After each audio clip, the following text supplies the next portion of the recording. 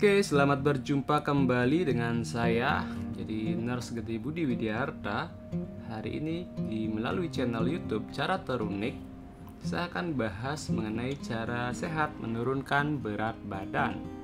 Nah, berat badan menjadi sebuah faktor risiko. Jadi ketika seseorang mempunyai berat badan berlebih atau sering disebut dengan obesitas, itu dia lebih atau berat badan yang tidak ideal, itu berisiko untuk menyebabkan terjadinya penyakit kronis ya, misalnya seperti diabetes mellitus, kemudian tekanan darah tinggi dan juga penyakit lainnya.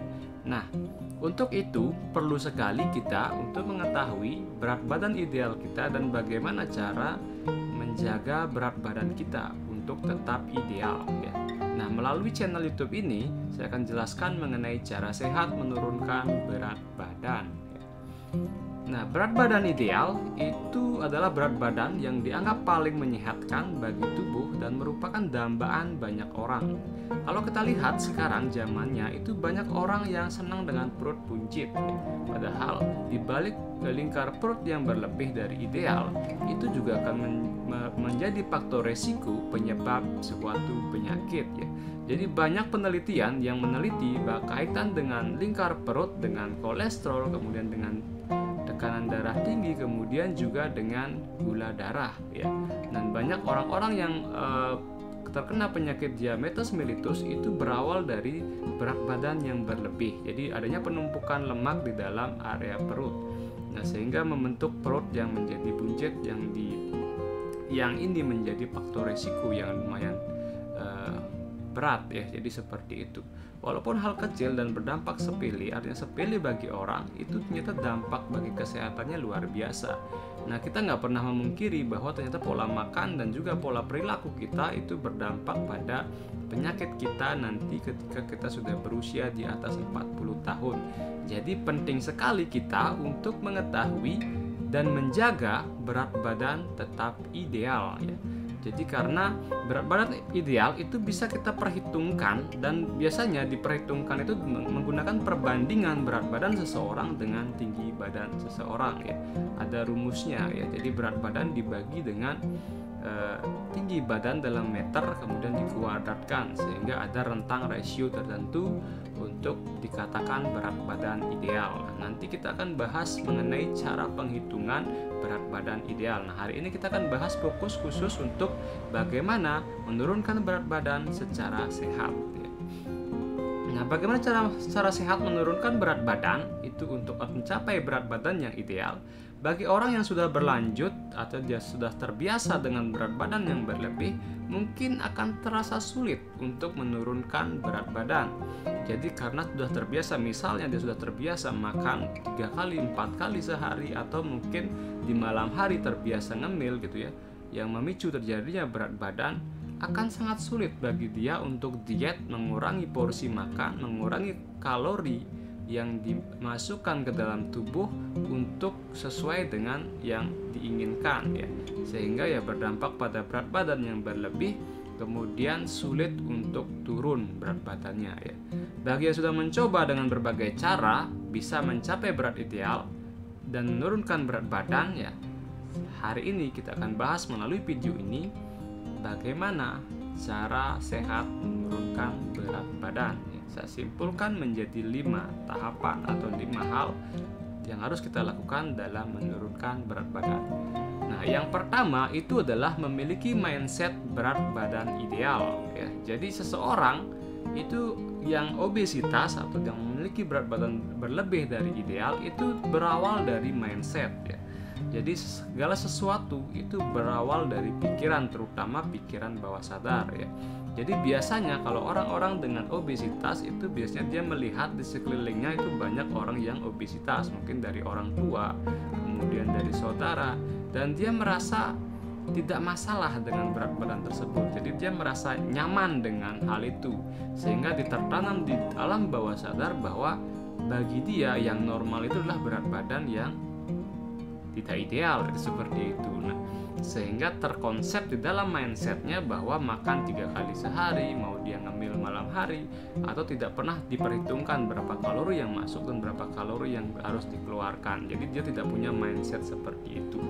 Nah, ketahuilah apa yang tersimpan dalam alam bawah sadar seseorang. Jadi orang sudah berusaha, kadang-kadang dia diet, sudah makan, dan dia sudah diet selama berbulan-bulan dan tercapai berat badan ideal.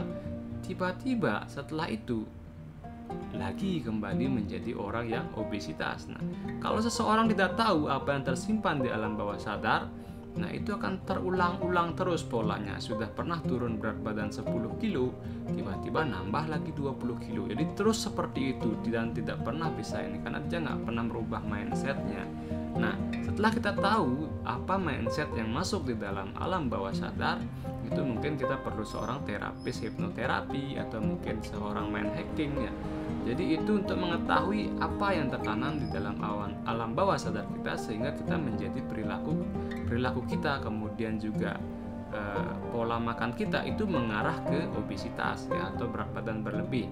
Nah, yang ketiga setelah tahu itu, kita harus menanamkan mindset baru tentang berat badan ideal. Jadi kita harus tanamkan di dalam diri kita berapa berat badan yang kita inginkan, yang kita tanamkan di alam bawah sadar sebagai berat badan ideal, sehingga dia akan menjadi trigger atau menjadi alarm secara natural ketika kita makan berlebih, atau ketika kita tidur malam hari, jadi tidak akan merasa kelaparan atau mungkin merasa lapar, karena sudah tertanam di alam bawah sadar target hari ini atau berat badan saya idealnya sekian. Jadi seperti itu. Nah, inilah hal yang paling penting dan kunci dalam menurunkan berat badan untuk menjadi berat badan ideal dan bertahan lama. Jadi seperti itu.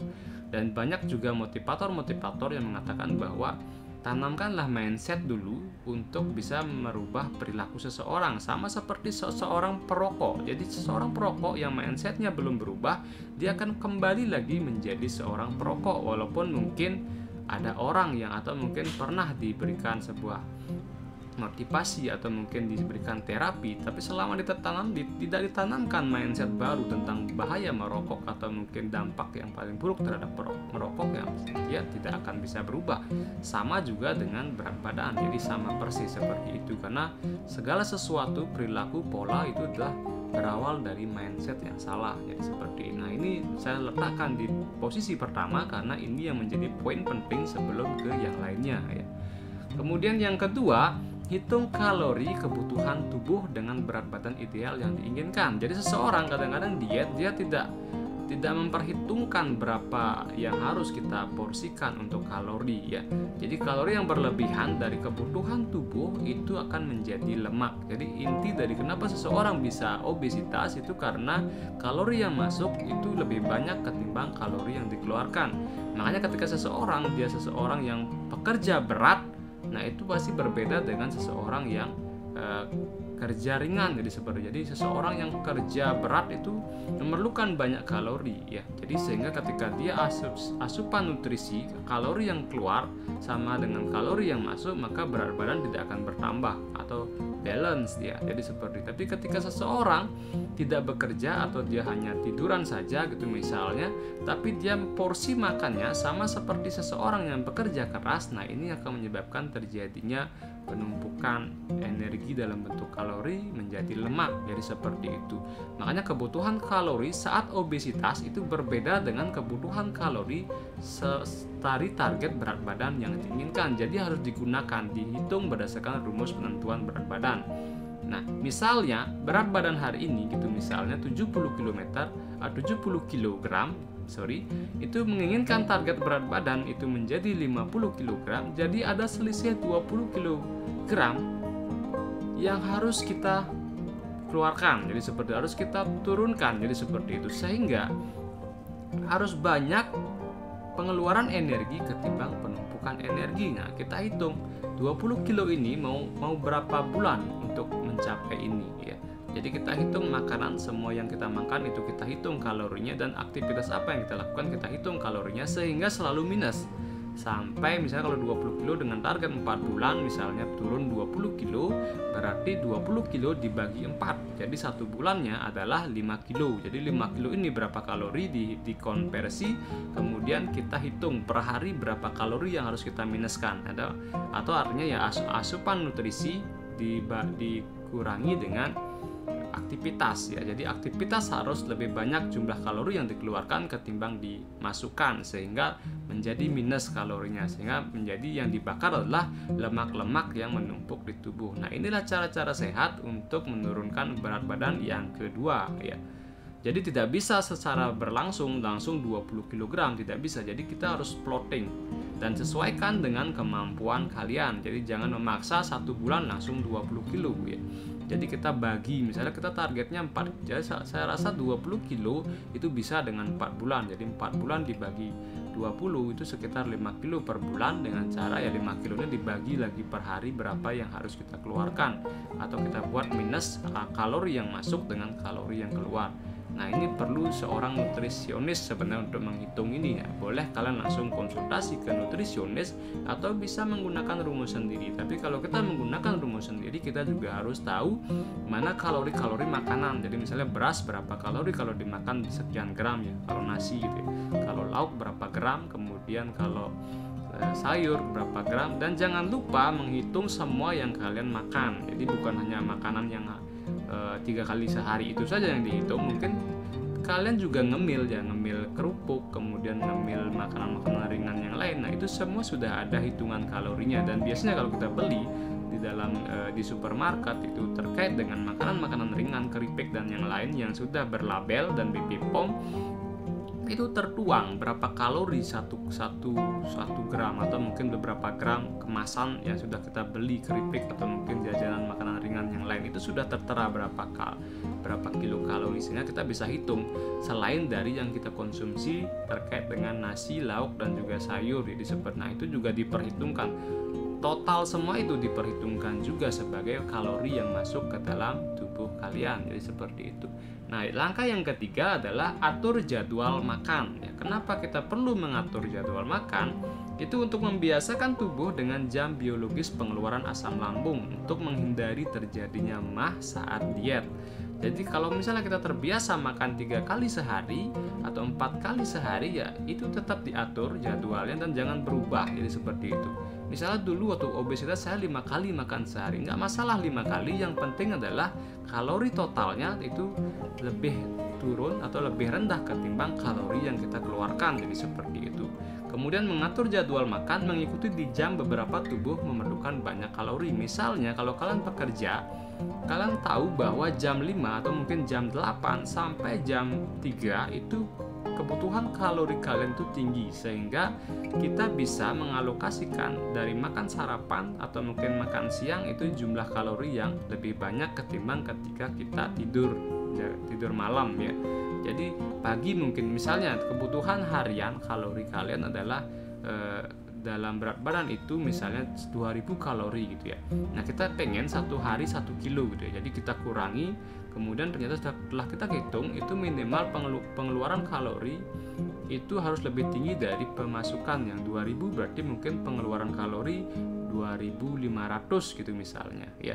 Jadi kita porsikan di jam berapa kita makannya lebih banyak kalorinya ketimbang kita tidur ya, yang tidak beraktivitas lebih ringan ya. Jadi misalnya 2000 kalori yang kita asup itu dibagi kalau bagi rata itu sama ya. Misalnya satu sarapan itu misalnya 500 kalori, makan siang 1000 kalori, kemudian makan malam 500 kalori. Jadi bisa dibagi seperti itu kalau 3 kali. Jadi disesuaikan dengan aktivitas kita. Jadi sehingga ketika kita beraktivitas kita nggak merasa lapar atau kita tidak kekurangan kalori, sehingga tidak mengganggu kegiatan harian kita untuk bekerja dan beraktivitas ya. Jadi yang ketiga itu menanamkan dalam mindset bahwa saya sudah makan teratur sesuai dengan target. Jadi tertanam tidak kekurangan makanan ya. Jadi kalau sudah tertanam seperti itu, maka kita akan laparnya itu akan terorganisir gitu loh ya. Jadi tidak terus-terusan lapar, jadi seperti itu ya. Karena ini lapar terkait juga dengan jam biologis keluarnya asam lambung. Nah, itu yang ketiga. Yang keempat, banyaklah minum air putih. Rasa haus sering disamakan dengan rasa lapar ya. Jadi ketika kalian sudah memplot atur jadwal waktu, terus tiba-tiba di luar jadwal makan kalian lapar, nah coba ganti dengan air minum. Jadi seperti itu, sehingga air minum itu juga akan menjadi sebuah, mungkin sebelumnya mungkin itu jamnya itu adalah jam pengeluaran asam lambung. Jadi dengan minum banyak air putih itu juga mampu menetralisir asam lambung sehingga tidak menimbulkan rasa lapar ya. Kemudian hindari minuman yang banyak mengandung gula atau karbohidrat ya. Jadi seseorang kadang itu terlalu banyak, dia sudah diet makanan tapi dia nggak menyadari bahwa minuman juga mengandung gula atau karbohidrat sehingga ini tidak dihitung dalam kalorinya. Nah, ini kita harus hindari, atau bila perlu kita cek setiap kita mau minum kemasan gitu, misalnya berapa. Kalau misalnya kita mau minum teh, jadi minumlah teh yang tanpa kalori, jadi seperti itu. Atau mungkin minuman-minuman yang lain yang tanpa kalori selain air putih ya, jadi seperti itu. Yang ketiga, jumlah cairan yang terpenuhi dalam tubuh men-trigger tubuh untuk tidak makan banyak. Jadi biasanya orang yang obesitas itu sedikit minum ketimbang orang yang kurus gitu loh ya. Makanya dengan banyak minum air ini juga akan men-trigger tubuh untuk tidak banyak makan. Jadi makanya kalau orang yang kurus itu jarang dia makan karena dia lebih banyak perlu air ketimbang makanan, karena tubuh itu selalu men-trigger bahwa dia itu haus. Jadi seperti itu, karena mungkin aktivitas dalam tubuh daripada orang yang kurus itu lebih banyak air yang diperlukan. Jadi seperti itu. Nah, itu yang keempat. Dan yang terakhir, yang kelima adalah berolahraga. Jadi berolahraga ini untuk mengeluarkan tambahan kalori yang diperlukan ya. Selain mengaktifkan hormon bahagia, ini juga meningkatkan pengeluaran kalori kalau kita rajin berolahraga ya. Yang kedua itu pilih olahraga yang Anda sukai. Jangan memilih atau memaksakan olahraga yang tidak kalian sukai, karena itu bukannya malah kita bahagia tapi malah menyiksa. Kalau menyiksa itu biasanya kita tidak akan ikhlas menjalani, sehingga itu juga men-trigger mindset kita bahwa menurunkan berat badan menjadi ideal itu sangat menyiksa. Jadi bukan hal yang membahagiakan, sehingga yang tertanam di mindset adalah ngapain menyiksa diri untuk mencapai berat badan ideal ketimbang stay tetap dengan berat badan yang obesitas. Jadi jangan sampai kita salah memilih olahraga yang berlebihan dan tidak kita sukai. Tetap harus olahraga yang kalian sukai. Misalnya kalian hobi jalan-jalan, ya udah pilih olahraga yang mungkin jogging di tempat-tempat yang mungkin pemandangannya bagus ya. Jadi seperti itu ya. Jadi sesuaikan dengan minat kalian untuk olahraga apa ya. Yang intinya sekali adalah untuk pengeluaran kalori yang berlebih, dan juga nggak boleh berlebihan ya. Jadi harus diatur juga. Kalau misalnya lari, berapa pengeluaran kalori lari kalau kita lari 1 jam gitu misalnya, atau sekian kilo. Nah, itu bisa dihitung juga ya. Yang ketiga, jangan malah setelah olahraga itu makan makanan yang banyak. Jadi kalau misalnya sudah kita asupan kalori sudah terpenuhi, ya kita jangan tambahi lagi dengan makanan-makanan yang banyak atau mungkin cemilan-cemilan ketika kita selesai berolahraga. Nah, mending kita minum air putih yang banyak atau minum minuman yang tanpa kalori lainnya. Jadi seperti itu. Nah, itulah 5 cara sehat untuk menurunkan berat badan. Jadi tidak ada sesuatu hal yang instan untuk diperlukan dalam menurunkan berat badan.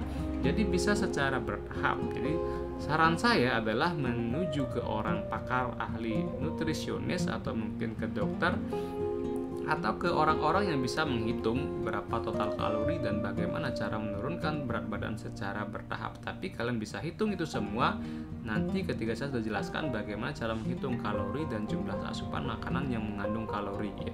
Nah, itu bisa kita hitung secara manual juga, tapi alangkah baiknya jika kita menuju ke ahli nutrisionis atau ahli gizi untuk mengetahui tersebut. Ya, mungkin sekarang juga sudah banyak ya aplikasi-aplikasi yang bisa menghitung jumlah kalori dan juga bagaimana jumlah pengeluaran kalori. Jadi seperti itu. Oke, itulah 5 hal yang terkait dengan menurunkan berat badan secara sehat. Oke, sekian dulu video kali ini terkait cara sehat menurunkan berat badan untuk kalian ya. Jadi jangan berkecil hati ketika kalian obesitas, tapi kalian harus berusaha dan yakin bisa bahwa kalian bisa menurunkan berat badan yang ideal. Tujuan utama dari menurunkan berat badan ideal adalah untuk menghindari risiko penyakit karena ada kaitannya dengan berat badan. Jadi mulai sekarang silakan pikirkan dan rencanakan untuk bisa menurunkan berat badan secara ideal dengan cara-cara yang sehat.